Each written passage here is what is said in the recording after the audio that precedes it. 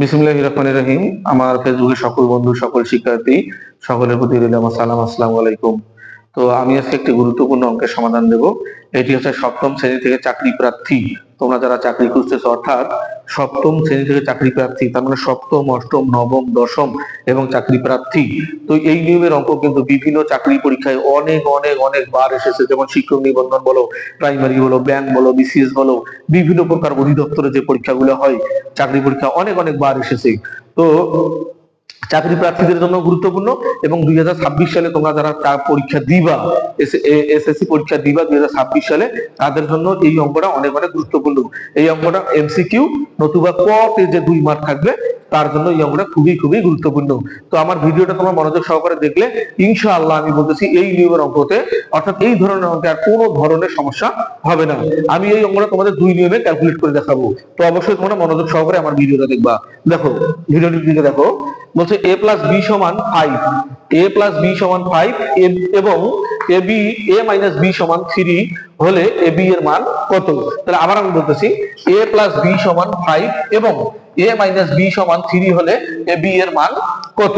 তো প্রথমে ক্যালকুলেট করার সময় তোমাকে এখানে লিখতে হবে, সমাধান দিয়ে তুমি লিখবা দেওয়া আছে। কি আছে?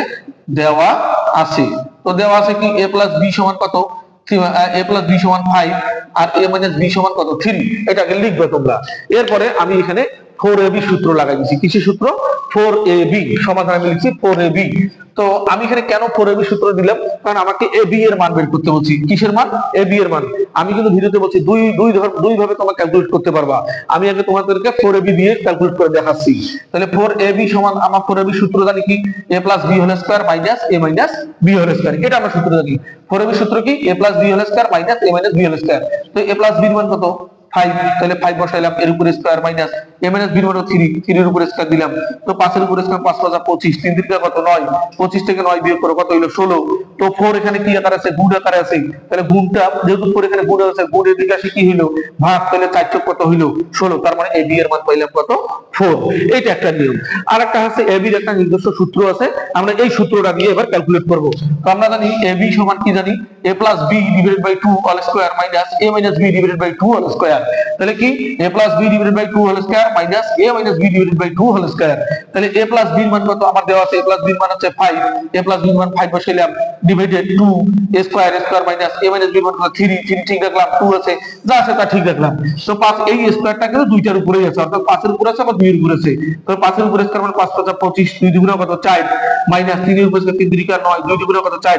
আমরা জানি যে হর যদি একই রকম হয় তাহলে লসাগু হবে যে কোনো একটা, অর্থাৎ যতগুলো হর যদি একই রকম হয় তাহলে লসাগু হবে ওই হরের মধ্যে যে কোনো একটা। অর্থাৎ এখানে 4 আছে, এখানে 4 আছে, এখানেও 4 আছে, এখানেও 4 আছে, যতগুলো 4 থাকবে কেন মিল দুই থেকে, অর্থাৎ একটা হর দিতে হবে। তাহলে আমাদের যেহেতু আমার 4 4 আছে, একটা কি নিলাম? 4 কম 4 নিলাম, অর্থাৎ আমার লসাগু 4।